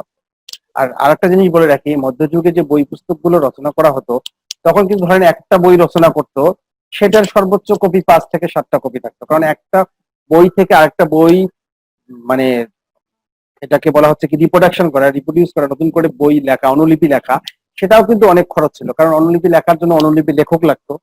এর হাতে গোনা কয়েকজন এরকম দক্ষ লোক ছিল, 1 নম্বর কথা। আর 2 নম্বর কথা হচ্ছে যে অনুলিপি লিখতে যে যার উপরে লিখবে সেই জিনিসগুলো, সেই তখনকার যুগে যেটা আমরা কাগজ বলি বর্তমান যুগে, সেই কাগজ এবং যে কাগজের উপর দিয়ে লিখতো, যে লেখনের জন্য যে কালি বা লেখার যে উপাদান, সেগুলো কিন্তু অনেক খরচ বা এক্সপেন্সিভ। আর এখানে আরেকটা বড় ধরনের সমস্যা ছিল, যখন অনুলিপিগুলো লেখা হতো অনুলিপি লেখকদের কোয়ালিটির উপর ভিত্তি করে অনেক কিছু হতো। অর্থাৎ একটা অনুলিপি লিখতে গিয়ে যিনি অনুলিপি লেখক তার মতো করে উনি মন গড়ে আবার কিছু কথা লিখে দিচ্ছেন, বা কোন একটা উক্তি ধরেন এখানে বলেছেন যে ডক্টর এস আর রঙ্গনাথন বলেছেন যে লাইব্রেরি সায়েন্সের 5টা ল আছে, এক্ষেত্রে উনি ডক্টর এস আর রঙ্গনাথনের নাম না দিয়ে অনুলিপি লেখক ধরেন আমি আনিসুর রহমান বা অন্য একজন সেই ব্যক্তির নাম মোহাম্মদ শরীফুল ইসলাম বলেছেন যে গ্রন্থাগারের 5টা নীতি রয়েছে। এই ধরনের হওয়ার কারণে কিছু তথ্য বিভ্রাট আমরা ওই সময় লক্ষ্য করতাম, কারণ এটা তো প্রুফ করার মতো। বর্তমানে এই আধুনিক যুগে যেমন কার লেখা, এটার আরেকজনের কপি করেছে কিনা বা কত পার্সেন্ট এই লেখার মধ্যে আমরা অন্যের লেখা দেখি, সেগুলো কিন্তু এখন প্রযুক্তির মাধ্যমে মুহূর্তের মধ্যে আমরা কিন্তু সেটা চেক করতে পারি। তখনকার যুগে তো ওই রকম তথ্যপাত্র ছিলই না, এছাড়া এটাকে জাস্টিফাই করা বা প্রমাণ করার সুযোগ ছিল না। ধরে নেন যে কোনো একটা ধরেন মধ্যপ্রাচ্যের কোনো একটা লেখা, গুরুত্বপূর্ণ একটা ডকুমেন্ট, সেটা লেখা হয়েছে, এখন ইউরোপের কেউ একজন বললো যে এই অনুলিপিটা আমাকে দেন, তাহলে এখন ওই মধ্যপ্রাচ্যের যিনি শাসক আছেন বা ধর্মীয় যিনি নেতা আছেন উনি হচ্ছেন তিনি অনুলিপি লেখক, তাকে নির্দেশ দিল যে তুমি 1 মাসের মধ্যে এটা তৈরি করে দাও। দেখা গেলো 1 মাস সময় দেওয়ার কারণে সে তাড়াহুড়োর কারণে কিছু অংশ বাদ দিয়ে বা কিছু অংশ নিজের মতো করে সে লিখে সেটা জমা দিল। এখন যারা রাজ্য পরিচালনা বা ধর্মীয় যাজক যারা আছে তারাও কিন্তু সবকিছু চেক করা সম্ভব হতো না। এই জন্য ওই সময়ের যে লেখনগুলো বা বইগুলো ছিল সেগুলো একটা থেকে আরেকটা অনুলিপি তৈরি করতে অনেক কিছু পরিবর্তন বা অনেক কিছু যোজন বিয়োজন ওই সময় লক্ষ্য করা যায়। এই জিনিসগুলো আপনারা আপনাদের মতো করে পয়েন্ট আকারে এই জিনিসগুলো উল্লেখ করবেন পরীক্ষা খাতায় অ্যান্সার। তো আচ্ছা, তাহলে এই উডব্লক প্রিন্টিং এর ফলে আমরা কিছুটা এই যে পরিবর্ধন বা কিছু নিজের নামে চালাই দেওয়া, ওই যিনি তখন লিপিকার যারা ছিল তারা নিজের নামে চালাই দেয়, এই জিনিসগুলো থেকে কিছুটা হলেও প্রতিহত করা সম্ভব হয়। এরপরে 1230 সালের দিকে আমরা মধ্যযুগের যেটা আমরা শেষ বলে আখ্যায়িত করি, আধুনিক যুগের শুরুর আগ পর্যন্ত যেটা, সেটা হচ্ছে 1230 সালের দিকে স্থানান্তরযোগ্য মুদ্রাক্ষর ও ইনকুনাবুলা, এই ইনকুনাবুলার আবিষ্কার শুরু হয়। এখানে ইনকুনাবুলার বানানটা একটু ভুল আছে, এটা ইনকুনাবুলা হবে, হ্যাঁ। এই ইনকুনাবুলার আবিষ্কার শুরু হয়। এই ইনকুনাবুলার যেটা হচ্ছে হওয়ার জন্য অবশ্যই এটা মুদ্রাক্ষর হতে হবে, অর্থাৎ হাতে লেখা হওয়া যাবে না, এবং সেটা বহনযোগ্য ছিল। তখনকার যুগে এক জায়গা থেকে আরেক জায়গায় ওটা স্থানান্তর করা যেত। এর মাধ্যমে কিন্তু এই মধ্যযুগের আমরা সমাপ্তি লক্ষ্য করতে পারি। আচ্ছা, এরপরে যে অংশটুকু আছে সেটা হচ্ছে আধুনিক যুগ। আধুনিক যুগ আমরা এই যুগের সাথে পরিচিত, যেটাকে আমরা ডিজিটাল যুগ হিসেবে আখ্যায়িত করি বা কম্পিউটার যুগ হিসেবে আখ্যায়িত করি বা আইসিটির যুগ হিসেবে আখ্যায়িত করতে পারি।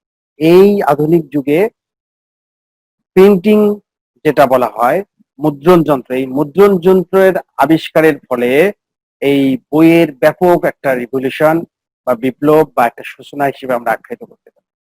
যেটা মধ্যযুগের পর আমরা দেখতে পারি, সেটা মূলত এই 1800 সালের গোড়ার দিকে এই বাষ্পীয় ইঞ্জিন চালিত যে মুদ্রণ যন্ত্র প্রসার ঘটে, এই বাষ্পীয় মুদ্রণ যন্ত্র ইঞ্জিন চালিত মুদ্রণ যন্ত্রের এই প্রসারের কারণে, আবিষ্কারের ফলে মুদ্রণের ইতিহাসে এক ব্যাপক বিপ্লব শুরু হয়।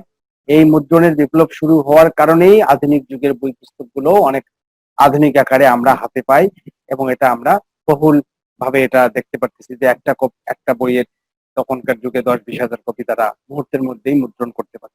তাহলে আমরা বলবো যে 1800 সালের গোড়ার দিকে এই বাষ্পীয় ইঞ্জিন চালিত যে মুদ্রণ যন্ত্র, এই মুদ্রণ যন্ত্রের প্রসার ঘটার সাথে সাথেই আমরা বইয়ের ইতিহাসে একটা বিপ্লব দেখতে পারি।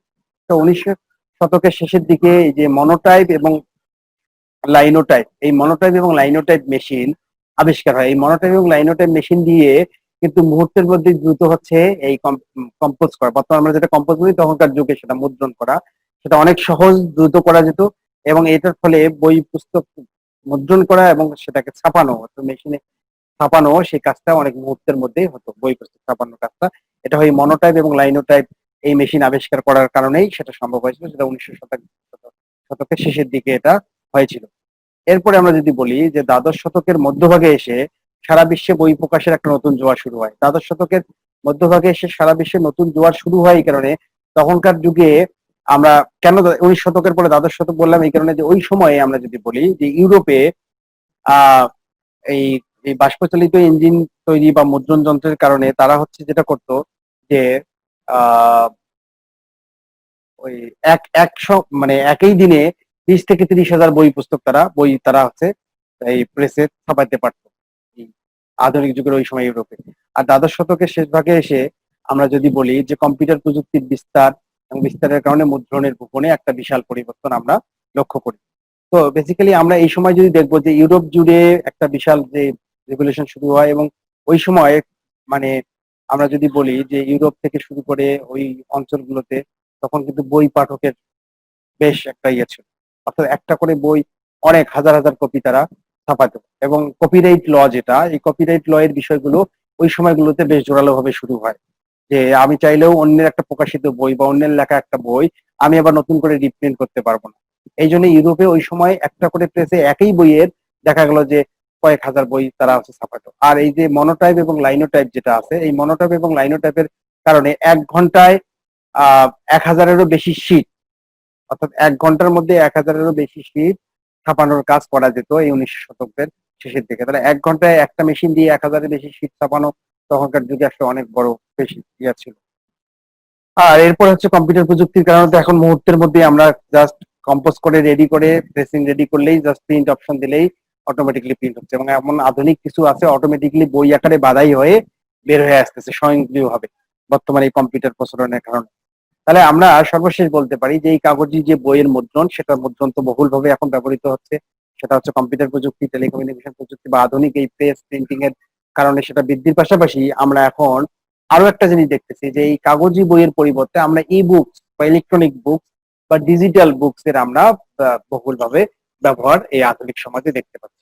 তাহলে এই হচ্ছে আমাদের বইয়ের ইতিহাস। তাহলে প্রথম পার্টটুকু শেষে এটাও কিন্তু একটা প্রশ্ন হতে পারে যে বই কাকে বলে বা বইয়ের সংজ্ঞা দাও, বইয়ের ইতিহাস বা বিবর্তন আলোচনা করো, সেটা একটা হতে পারে। এরপরে অংশটুকু যে হতে পারে যে বই কাকে বলে, বইয়ের বৈশিষ্ট্য আলোচনা করো।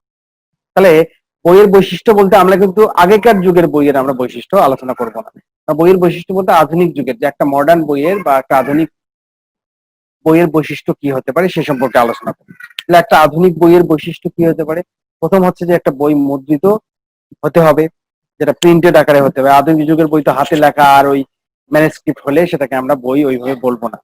আর বই হওয়ার জন্য সেটা অবশ্যই আমরা বলেছিলাম যে নন পিরিয়ডিক্যাল ম্যাটেরিয়ালস, এবং একটা বাধাই কিন্তু থাকবে, একদিকে বাধাই করা এবং 3 দিকে খোলা থাকবে, সাধারণত তাই হয়। এবং সেটা নন পিরিয়ডিক্যালস এবং ন্যূনতম কত পৃষ্ঠা হতে হবে? আপনাদের নিশ্চয়ই মনে আছে 49 পৃষ্ঠার হতে হবে। তার এই যে বই যেটা, সেটা অবশ্যই মুদ্রিত হতে হবে এবং ওই ক্রাইটেরিয়া গুলো ফুলফিল করতে হবে, নন পিরিয়ডিক্যাল ম্যাটেরিয়ালস হতে হবে এবং সেটা হস্তাক্ষরে বা প্রিন্টেড আকারে সেটা হতে হবে। এরপরে যেটা আমরা হচ্ছে সেটা অবশ্যই বহনযোগ্য হতে হবে, অর্থাৎ এক জায়গা থেকে আরেক জায়গায় আমরা যেন স্থানান্তর করতে পারি, নিয়ে যেতে পারি, পোর্টেবল যেন হয়, সেটা অবশ্যই হতে হবে।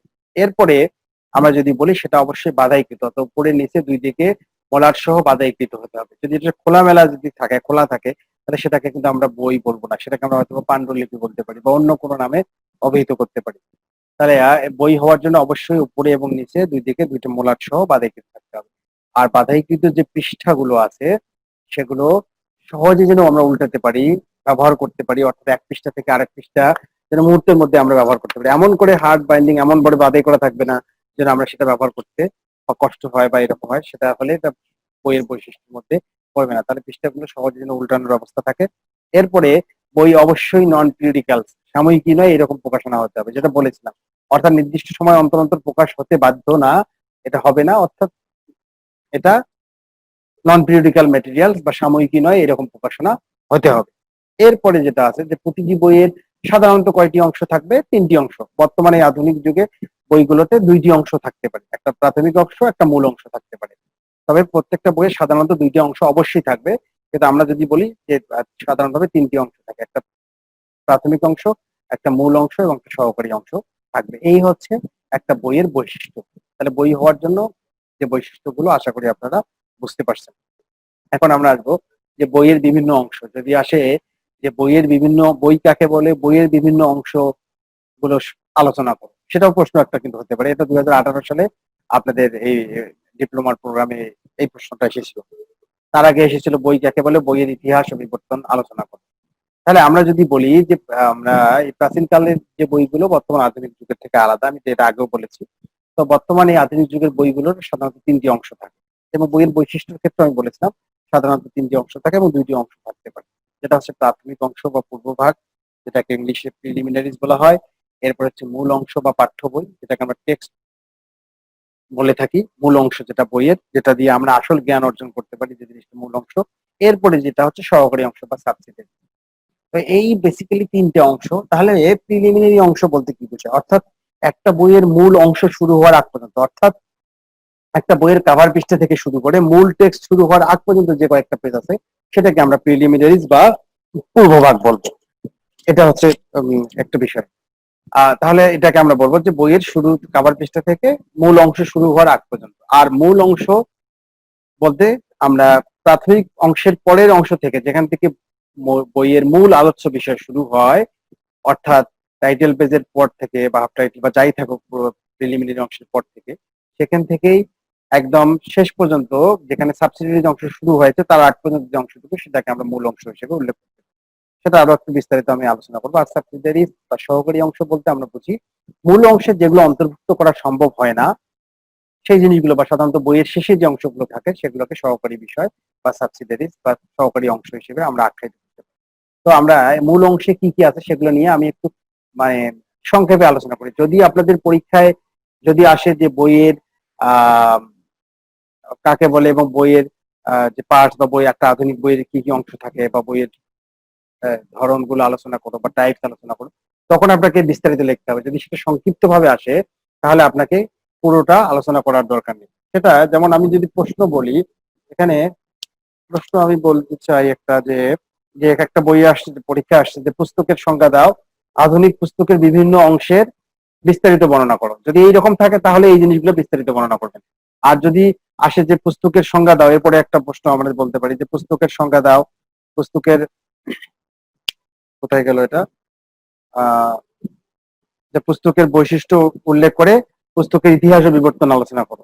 তখন কিন্তু আপনাকে এই জিনিসগুলো পরিপূর্ণভাবে আলোচনা করার দরকার নেই। চাইলে আপনি শুধুমাত্র ওই যে কয়টা অংশ থাকে একটা বইয়ের বৈশিষ্ট্যের পরে সেই অংশটুকু আলোচনা করবেন, যে প্রিলিমিনারিজ পার্ট অর্থাৎ প্রাথমিক অংশ, এরপরে হচ্ছে মূল অংশ এবং সেটা সাবসিডিয়ারিজ বা সহায়ক অংশ, এইভাবে দিবেন।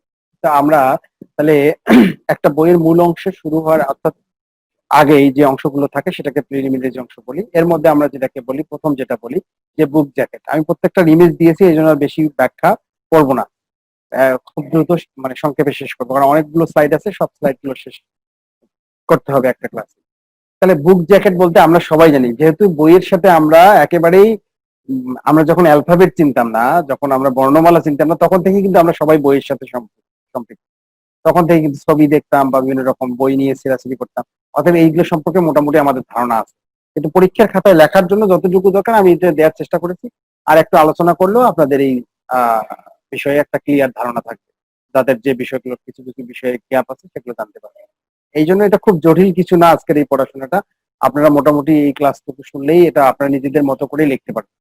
আর এটা একেবারে টেক্সট বইয়ের ভাষায়, বইয়ের ভাষায় লিখতে হবে তা কিন্তু না। আপনার ইচ্ছা মতো আপনি যেভাবে সুন্দরভাবে সাজিয়ে গুছিয়ে লেখা যায় সেই জিনিসটা লিখবেন।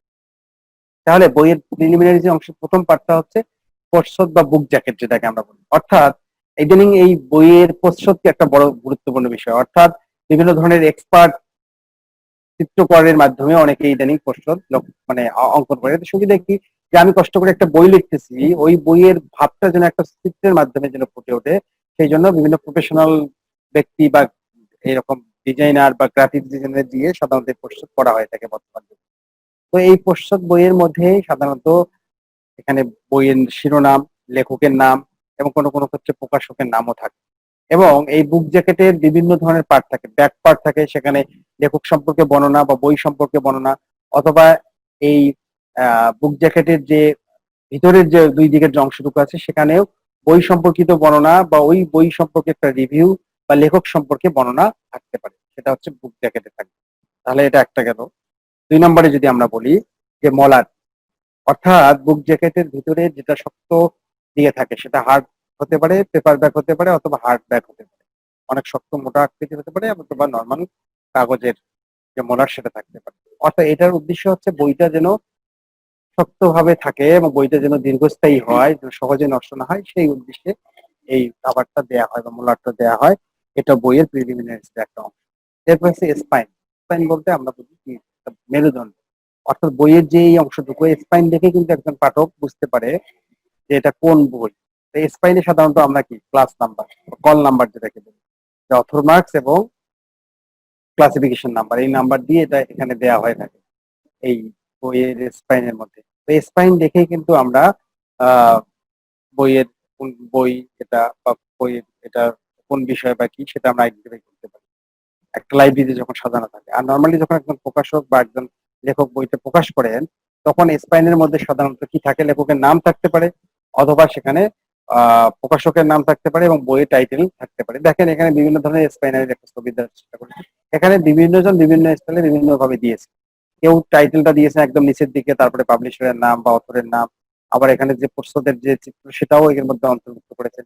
বিভিন্ন রকম ভাবে হতে পারে। তাই স্পাইনে সাধারণত নাম, উপশিরোনাম বা লেখক, প্রকাশক, এই ধরনের জিনিসগুলো থাকতে পারে এই অংশে। আর এই স্পাইনকে কিন্তু বাইন্ডার্স টাইটেল বা দপ্তরির শিরোনাম হিসেবেও আখ্যায়িত করা হয়ে থাকে। কারণটা কি, দপ্তরির শিরোনাম হিসেবে আখ্যায়িত করে ডাকা হয় এই কারণে যে, কারণ লাইব্রেরিতে যিনি ফাইনালি এই জিনিসটা ক্লাস নাম্বার তৈরি করে দেন, লাইব্রেরি স্টাফ বা লাইব্রেরি যারা আছে, এবং এটাকে কিন্তু ওই গ্লু দিয়ে লাগানোর কাজটা কিন্তু এই এরাই করে থাকে। এই জন্য এটাকে বাইন্ডার্স টাইটেল বা দপ্তরি শিরোনাম হিসেবেও আখ্যায়িত করা হয়ে থাকে। আচ্ছা, এরপরে হচ্ছে যেটা হচ্ছে সেটা হচ্ছে শেষ পৃষ্ঠা। অর্থাৎ একটা বইয়ের শেষে সেটা নর্মাল সাদা কাগজ দিয়ে হতে পারে বা এরকম কালার পেজ দিয়ে হতে পারে। কালার পেজ দিয়ে অনেকে দেয় এই কারণে যেন সুন্দর দেখা যায়, শেষের জন্য অনেকে এইরকম একটা কালার পেজ দেখে। বেসিক্যালি এটা সাদা অংশ, এটাতে কোনো লেখা বা কোনো ইনফরমেশন থাকে না। এটা হচ্ছে কি, মলাটের সাথে বইটাকে, অর্থাৎ মূল যে বইটা আছে সেটাকে শক্তভাবে যেন বন্ধনী বা বাধাই করে রাখা যায়, সেই জন্য এইটা এই শেষ পৃষ্ঠাটা দেওয়া হয়, যেটা প্রিলিমিনারি একটা অংশ। এরপর হচ্ছে ফাইল, অর্থাৎ একটা বইয়ের আহ যে ডাস্ট কাভার আছে, ডাস্ট কাভারের পরে হচ্ছে আপনার বাধাই, যেটা মলাট বলা হয়, মলাটের পরে একটা ফ্লাই লিফ দেওয়া হয়। অর্থাৎ মূল টেক্সটের সাথে বা মূল বইয়ের সাথে এটাকে একটা সাদা কাগজ দিয়ে রাখা হয়। এই যে সাদা কাগজটা, সেটাকে আমরা ফ্লাই লিফ বলে থাকি। তবে ইদানিং অনেকেই এই ফ্লাই লিফ সব বইয়ে দেওয়া হয়ে থাকে, তো অনেকে আবার ফ্লাই লিফে অনেক ধরনের ইনফরমেশনও দিয়ে থাকেন বা লেখা লেখেন, কিন্তু নর্মালি ফ্লাই লিফ একদম সাদা থাকবে। এটা হচ্ছে একটা বইয়ের প্রিলিমিনারি যে অংশ, এটা সাদাই সাধারণত থাকে। তবে কোনো কোনো প্রকাশক বা কোনো কোনো লেখক এই ফ্লাই লিপের মধ্যেও কোনো ধরনের ইনফরমেশন বা কোনো ধরনের কোড করে থাকেন বা কোনো একটা বিষয়ে লেখেন। ধরেন আমি ক্লাসিফিকেশনের উপরে বা এই যে subject basics of library information science, তাহলে লাইব্রেরি সম্পর্কে একটা মহান একটা উক্তি দিলাম বা কোনো একটা বিষয়ে একজন ব্যক্তির উক্তি দিলাম, এই ফ্লাই লিপে অনেকেই ইদানিং দিয়ে থাকে, সেটা দেখা যায়। কিন্তু নর্মালি ফ্লাই লিপটা একদম ফাঁকা বা সাদা হিসেবে থাকবে। এরপরে যেটা আছে যে অর্ধ শিরোনাম পৃষ্ঠা বা হাফ টাইটেল, এই ফ্লাই লিপটা আমরা উল্টানোর পরে এই হাফ টাইটেল পৃষ্ঠাটা আমরা লক্ষ্য করবো। আর হাফ টাইটেলটা অবশ্যই বইয়ের ডান দিকে থাকবে। যখন আমরা কোনো পেজ উল্টাবো তখন এটা অবশ্যই সাধারণত এই হাফ টাইটেল বা এটাকে আমরা ফ্লাই লিপ লিপের পরে এবং এটা ডান দিকে থাকবে, এটা বাঁ দিকে কখনোই সাধারণত থাকে না। এটাকে আমরা বলি অর্ধ শিরোনাম পৃষ্ঠা বা হাফ টাইটেল পেজ। এটা হচ্ছে বইয়ের শিরোনামের পূর্বভাগের একটা গুরুত্বপূর্ণ একটা অংশ। এটাকে অনেকে বাস্টার টাইটেল বলে থাকে। এই বাস্টার টাইটেল বলার একটা ইতিহাস আছে। যেহেতু সময় কম আমি বলতেছি না, অন্য একদিন বলবো। এবং এটাকে বাস্টার টাইটেল হিসেবে আখ্যায়িত করা হয়। আপনারা গুগল করে দেখবেন যে বাস্টার টাইটেল মিনিং, তখন দেখবেন যে হাফ টাইটেল। আমরা বইয়ে লাইভ বিজনেসের ক্ষেত্রে যে হাফ টাইটেল বলি, এটাকে বাস্টার টাইটেল হিসেবে আখ্যায়িত করা হয়ে থাকে। আচ্ছা, এরপরে প্রথম অংশটুকুর মধ্যে যেটা আছে সেটা হচ্ছে টাইটেল পেজ। টাইটেল পেজকে আমরা অফিসিয়াল পেজ হিসেবে আখ্যায়িত করে থাকি। সাধারণত একটা টাইটেল পেজে সব ধরনের ইনফরমেশন থাকবে, অর্থাৎ হাফ টাইটেলের পরে টাইটেল পেজ থাকবে, যেখানে কি কি থাকবে, বই সম্পর্কিত বেসিক যে তথ্যগুলো থাকা দরকার, অর্থাৎ এটা প্রকাশককে, এটা লেখককে, এটা কবে প্রকাশ পেয়েছে, প্রকাশ করার সন, এটার কত পৃষ্ঠা, এটার আইএসবিএন নাম্বার বা এটার কততম সংস্করণ, এই ধরনের যে তথ্যগুলো থাকবে। এবং এই এই জিনিসটা তৈরি করতে গিয়ে কে মানে পোস্টার ডিজাইন করেছে, এটার মূল্য কত, বা কে এটা মুদ্রণ করেছে, এই ধরনের ইনফরমেশন সম্বলিত যে তথ্যগুলো সেখানে হচ্ছে এই টাইটেল পৃষ্ঠায় থাকবে। এখানে এই জিনিসগুলো, এই টাইটেল পৃষ্ঠার একটা চিত্র আমি এখানে দিয়েছি। এরপরে যেটা থাকবে সেটা হচ্ছে শিরোনাম পৃষ্ঠার পরের পৃষ্ঠা, অর্থাৎ টাইটেল পৃষ্ঠার পরের পৃষ্ঠায় আরো অনেক ধরনের তথ্য এর মধ্যে থাকে, যে প্রস্তুতকারীর নাম, প্রকাশকাল, নাম, ঠিকানা, প্রকাশকের নাম, ঠিকানা, অনেকগুলো তথ্য সম্বলিত যে তথ্যগুলো থাকবে সেখানে এখানে আইএসবিএন নাম্বার বা আরো যে অন্যান্য তথ্য, মূল্য কত, বা এই বইটা তৈরি করতে গিয়ে কপিরাইট ল কার হাতে ন্যস্ত থাকবে, এই সব ধরনের ইনফরমেশন গুলো প্রস্তুত পৃষ্ঠার পরের পৃষ্ঠায় থাকে। তবে এই যে আগে যেটা বললাম যে শিরোনাম পৃষ্ঠায় কিন্তু কিছু তথ্য এই প্রস্তুত পৃষ্ঠায় থাকতে পারে, আবার প্রস্তুত পৃষ্ঠায় কিছু পৃষ্ঠা শিরোনাম পৃষ্ঠা থাকতে পারে। এটা প্রকাশক বা প্রকাশনার ধরন, তারা যে পাবলিশ করতেছে তাদের উপরে অনেকটা নির্ভর করে। এগুলো হচ্ছে একটা প্রিলিমিনারিজ এর অংশ। একটা এরপরে হচ্ছে উৎসর্গ পেজ, অর্থাৎ যাকে উৎসর্গ করে ডেডিকেট করা হয় কাজ, একটা বই রচনা করলে লেখক বা প্রকাশক বা ওর সাথে সংশ্লিষ্ট যারা ব্যক্তি কাকে উৎসর্গ করে প্রকাশ করতে চায় সেই রকম একটা পৃষ্ঠা হচ্ছে এর মধ্যে থাকে, ডেডিকেশন পেজ। এটা প্রিলিমিনারি যেটা একটা অংশ। এরপরে হচ্ছে মুখবন্ধ।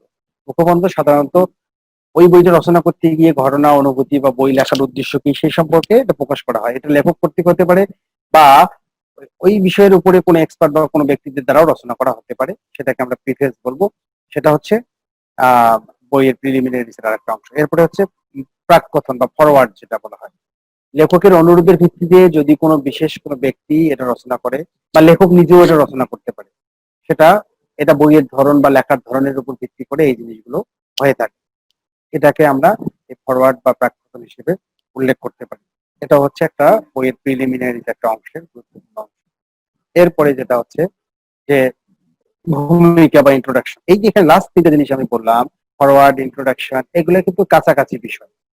যেটা আমরা মুখবন্ধ বা ভূমিকা, এই জিনিসগুলোর মধ্যে ইন্ট্রোডাকশন, এই জিনিসগুলো কাছাকাছি, সেটা লেখক কর্তৃক হতে পারে বা এই বিষয়ের উপরে বিশেষজ্ঞ বা লেখক কাউকে অনুরোধ করে সেই সম্পর্কে বিষয়গুলো সম্পর্কে আলোচনা করে। এটা রচনার পদ্ধতি, রচনায় কি কি আলোচ্য বিষয়, এই বই আলোচনা করতে গিয়ে আর কোন বিষয়গুলো অন্তর্ভুক্ত করলে ভালো হতো, বা এই বইটা পড়ে কে বেশি উপকৃত হবেন, কাদের জন্য লেখা, এই জিনিসগুলো এর মধ্যে অন্তর্ভুক্ত করা থাকে, যেটা হচ্ছে একটা বইয়ের প্রাথমিক অংশ হিসেবে আখ্যায়িত করা হয়।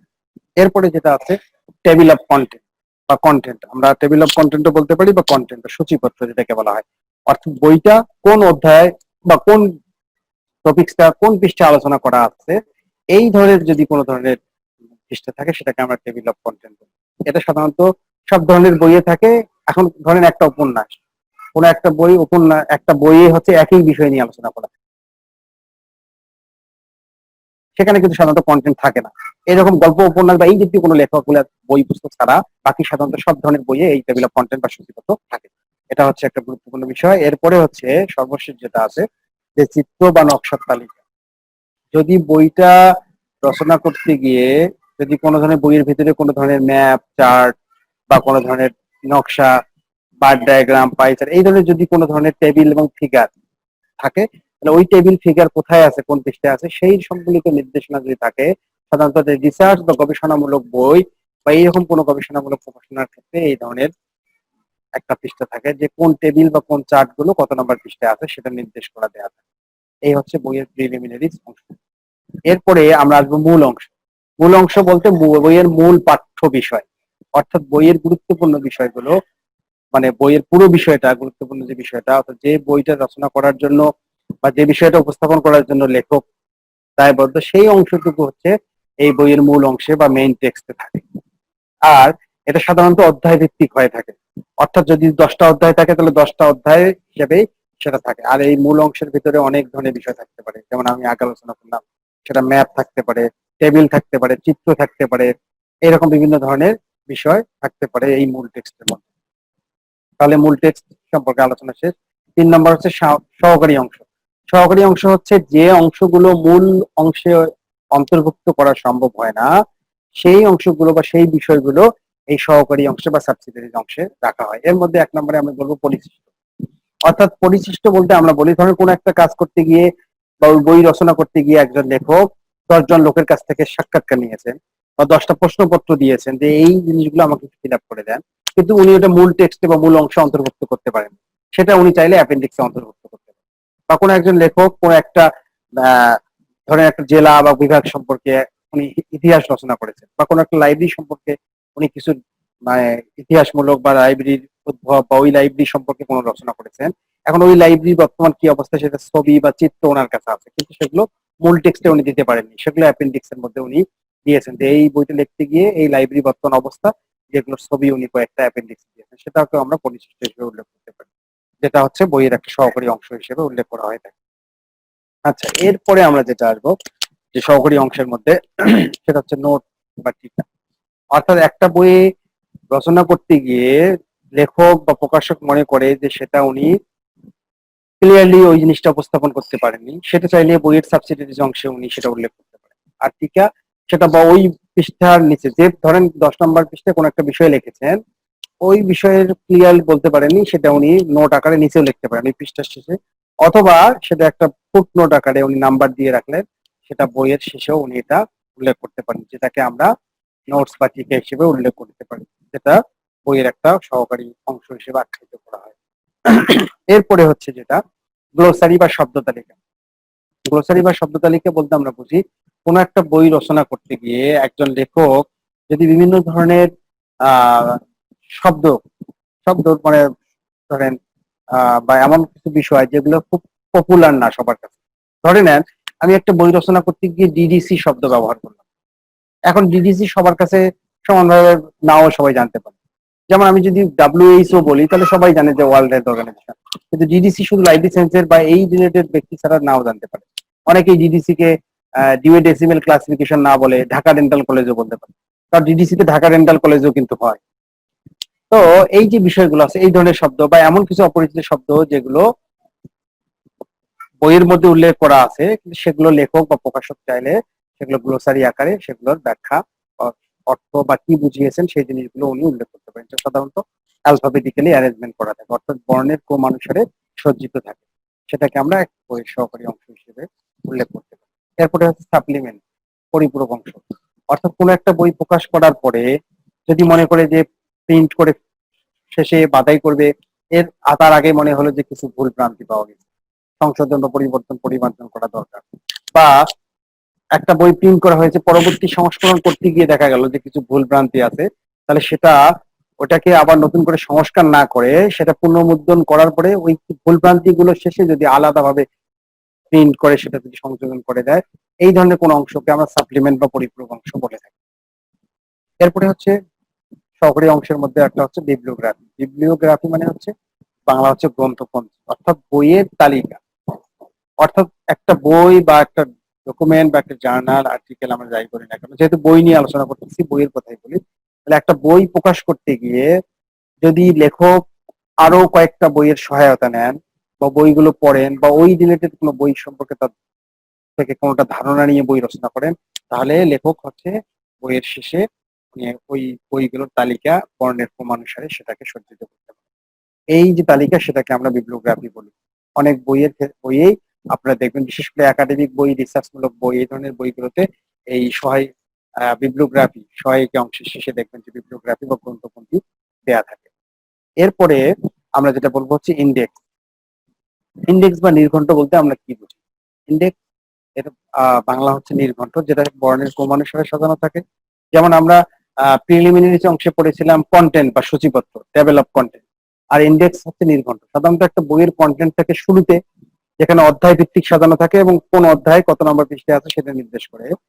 আর ইন্ডেক্স বা নির্ঘণ্ট সেটা হচ্ছে বর্ণের ক্রমানুসারে অ্যালফাবেটিক্যালি সাজানো থাকে, অর্থাৎ গুরুত্বপূর্ণ বিষয়গুলো কোথায় আছে সেই অবস্থান নির্ণয় করার জন্য এই ইন্ডেক্স ব্যবহার করা হয়ে থাকে। বর্ণের ক্রমানুসারে থাকে এবং গুরুত্বপূর্ণ টপিকস গুলো কত নম্বর পৃষ্ঠে আছে সেটা নির্দেশ করে। এটা বইয়ের শেষে থাকে এবং বর্ণের ক্রমানুসারে হওয়ার কারণে দেখা গেল যে যদি ইংরেজিতে হয় তাহলে এ বি সি ডি, বাংলায় হলে সরে সরে ক খ, তাহলে দেখা গেল যে এ অ্যালফাবেট দিয়ে যে টপিকসটা সেটা যদি বইয়ের শেষেও থাকে তাহলে সেই পৃষ্ঠা নাম্বারটা আগে উল্লেখ থাকবে। এরপরে বি অ্যালফাবেটটা যেটা আছে সেটা যে পৃষ্ঠা সেই পৃষ্ঠা নাম্বার উল্লেখ থাকবে। আর একই বিষয় যদি বইয়ের ভিন্ন ভিন্ন পৃষ্ঠায় থাকে তাহলে সেগুলো কমা দিয়ে থাকবে। ধরেন কোন একটা বিষয় যদি 2-3 জায়গায় উল্লেখ থাকে তাহলে ধরেন আছে 17 পৃষ্ঠায়, 19 পৃষ্ঠায়, 100 পৃষ্ঠায় 17,19,100 এরকম থাকে। এইরকম যে ইয়েগুলো সেটাকে আমরা ইন্ডেক্স বা নির্ঘণ্ট বলি। এর মাধ্যমে বইয়ের গুরুত্বপূর্ণ যে বিষয়গুলো আছে বা কোন বিষয়টা কত পৃষ্ঠায় আছে সেটাকে আমরা নির্দেশ করি। আর ইন্ডেক্সকে একটা বইয়ের মিরর বা দর্পণ হিসেবে আখ্যায়িত করা হয়ে থাকে। এটা হচ্ছে একটা সহকারী অংশের একটা গুরুত্বপূর্ণ অংশ। এটা হচ্ছে আমরা যদি বলি তাহলে সর্বশেষ অংশ। এই হচ্ছে বিষয়। এরপরে আমরা যেটা আলোচনা করতে যাচ্ছি যে বইয়ের যে 3টা ভাগ আমরা সেটা পড়লাম, পার্ট 3টা। আর এরপরে একটা অংশ আসতে পারে যে প্রকৃতি অনুযায়ী বইয়ের শ্রেণী বিভাগ ও প্রকারভেদ। প্রকৃতি অনুযায়ী আমরা বইকে 2 ভাগে ভাগ করতে পারি। একটা হচ্ছে সাধারণ বই, একটা হচ্ছে রেফারেন্স। সোজা কথা। তাহলে জেনারেল বুকস এবং রেফারেন্স বুকস এর মধ্যে পার্থক্য কি? জেনারেল বুকস কে আমরা আবার 3 ভাগে ভাগ করতে পারি। একটা হচ্ছে অনুপ্রেরণামূলক বই, যেটা বুকস অফ ইন্সপিরেশন। আর একটা হচ্ছে তথ্যমূলক বই, যেটাকে আমরা বুকস অফ ইনফরমেশন বলে থাকি। আর একটা হচ্ছে বিনোদনমূলক বই বা বুকস অফ রিক্রিয়েশন। এই 3 প্রকার। অনুপ্রেরণামূলক বই বলতে আমরা বুঝি যে বই পড়ার মাধ্যমে একজন পাঠক বিভিন্ন ধরনের ইন্সপায়ার হয়। সেটা কোনো মনীষীদের লেখা বই বা কোনো ধর্মীয় গ্রন্থ বা কোনো ধর্মীয় প্রকাশনা বা ধর্মীয় গ্রন্থের উপর অ্যানালাইটিক্যাল মূলক বই এই ধরনের হতে পারে। তথ্যমূলক বই সাধারণত রিসার্চ বেস, সায়েন্টিফিক রিসার্চ বা এগ্রিকালচারাল রিসার্চ বা যে বিষয়ে সেটা আমরা লাইব্রেরি সায়েন্সের মূলক উপরে হোক কোনো লেখা বই, এটা সাধারণত একাডেমিক এবং রিসার্চ ওরিয়েন্টেড বইগুলো হয়, সেটাকে আমরা তথ্যমূলক বই বা ইনফরমেশন, বুক অফ ইনফরমেশন।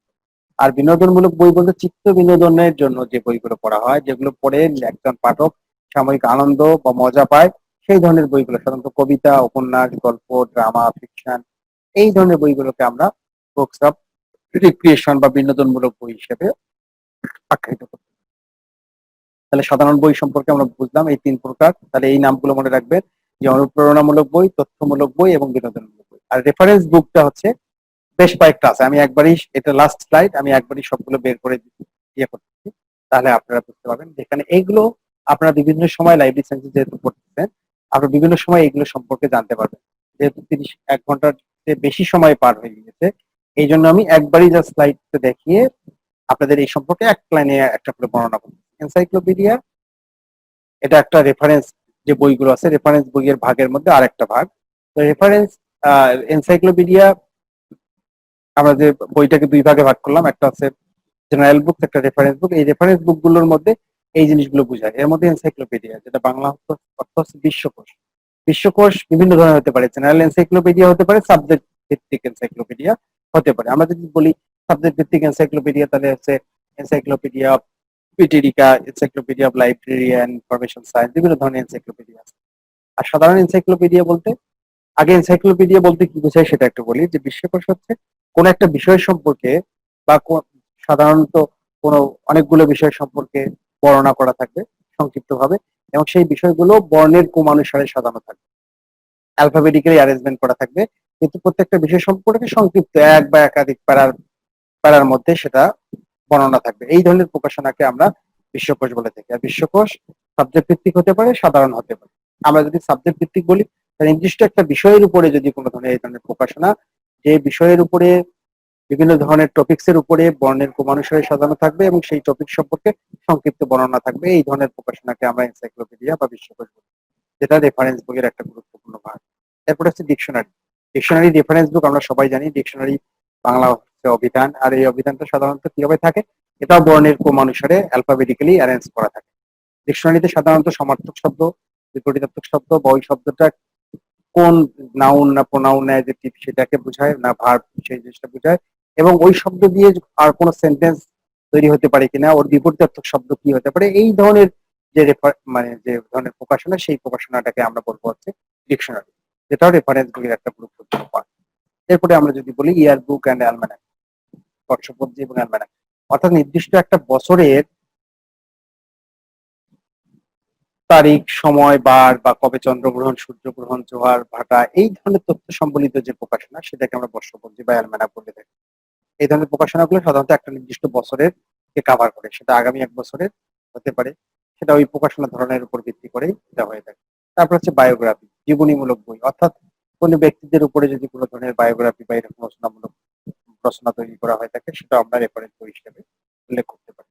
এরপর হচ্ছে ম্যানুয়াল। ম্যানুয়াল বলতে আমরা বুঝি সাধারণত কোনো একটা আহ ইলেকট্রনিক ডিভাইস বা কোনো একটা আহ যন্ত্র বা কোনো একটা প্রোডাক্ট সেটা কিভাবে ইউজ করতে হবে বা ইলেকট্রনিক ডিভাইসটা কিভাবে ব্যবহার করতে হবে। আমরা যদি একটা মোবাইল ফোন কিনি, দেখা গেল যে মোবাইল ফোনের বক্সের সাথে একটা ম্যানুয়াল দেওয়া থাকে, একটা প্রকাশনা দেওয়া থাকে যেখানে ছবি, চিত্র এবং লেখনের মাধ্যমে থাকে। অর্থাৎ ওই প্রোডাক্টটা কিভাবে আমি ইউজ করব, সেটার ব্যবহার বিধি কি, এটা কিভাবে আমি সিম কার্ড ইনসার্ট করব, এই ধরনের চিত্র এবং বিভিন্ন ধরনের তথ্যপত্রের মাধ্যমে নির্দেশনা দেওয়া থাকে।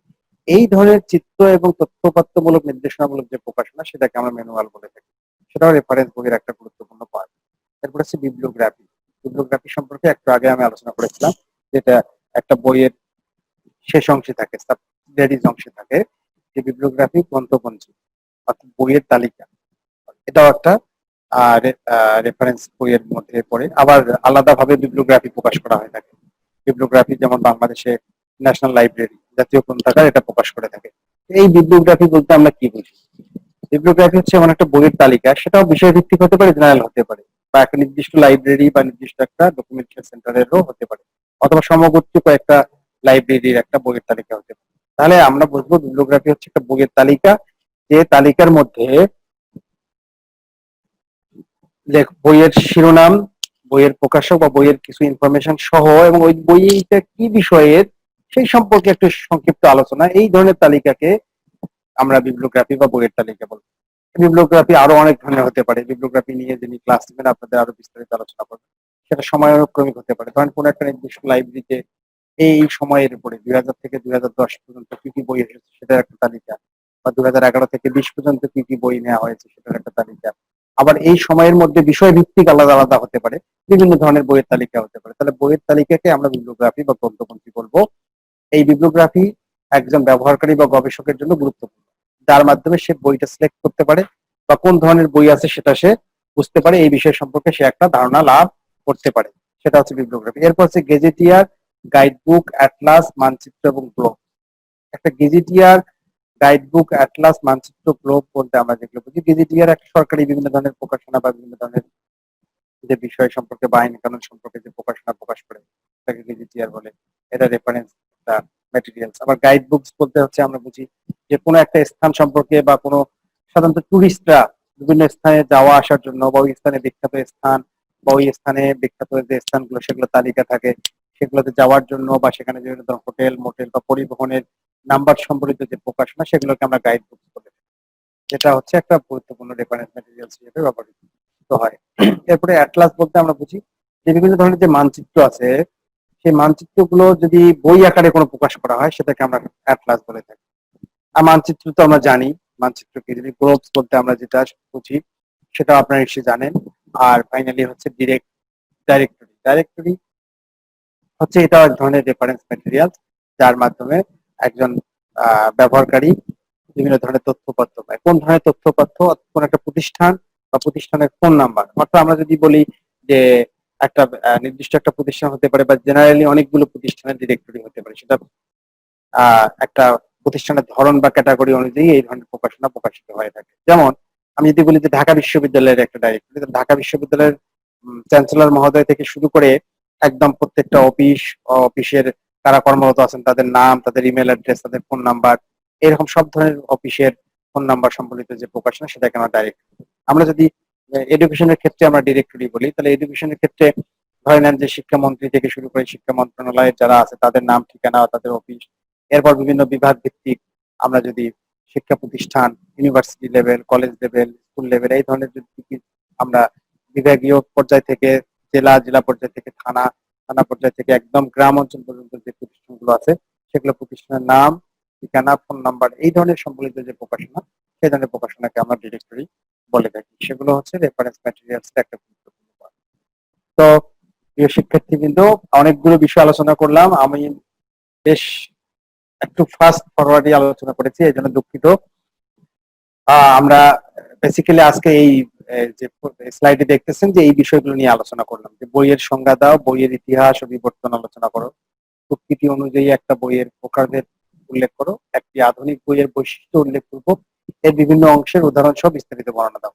এখন প্রশ্নটা অনেক বড়, এখান থেকে আমরা 3টা প্রশ্নকে আলাদা করে ভাগ করতে পারি, অর্থাৎ এটা পুরোটা একসঙ্গে আসবে না, যে কোনো অংশ ভাবে আসবে। অর্থাৎ আমরা আজকে 3টা প্রশ্ন সম্পর্কে জানতে পারলাম। এই 3টা থেকে মোটামুটি নিশ্চিত করে বলা যায় ইনশাআল্লাহ আপনাদের আহ, আগামী বছর আপনারা পরীক্ষা দিবেন, সে বছরে আমরা আশা করতে পারি যে একটা প্রশ্ন এখান থেকে থাকবে। এই হচ্ছে আজকের পড়াশোনা। সবাই ভালো থাকবেন, সবার সুস্বাস্থ্য কামনা করে শেষ করছি।